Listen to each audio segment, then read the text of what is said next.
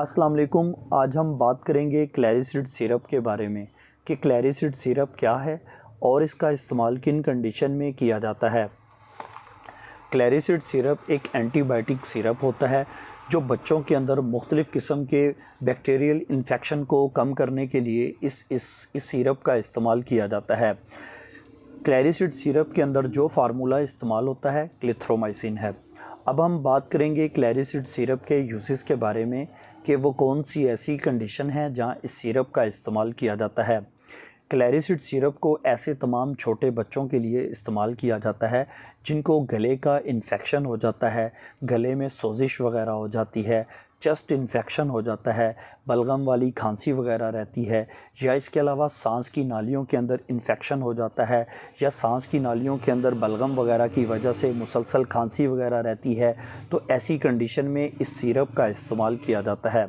इसके अलावा ऐसे तमाम छोटे बच्चे जिनको नमूनिया हो जाता है, मुसलसल फ्लू के बाद जो बुखार वगैरह होता है, तो ऐसी कंडीशन में भी इस सिरप का इस्तेमाल किया जाता है। इसके अलावा ऐसे तमाम छोटे बच्चे जिनको स्किन का कोई इन्फेक्शन हो जाता है, फिंसी फोड़े वगैरह बनते हैं, दाने वगैरह बनते हैं, तो ऐसी कंडीशन में भी इस सिरप का इस्तेमाल किया जाता है। इसके अलावा ऐसे छोटे बच्चे जिनको पेट का कोई इन्फेक्शन हो जाता है, स्पेशली ऐसे बच्चे जिनको एच पाइलोरी का मसला होता है, तो ऐसी कंडीशन में भी इस सिरप का इस्तेमाल किया जाता है।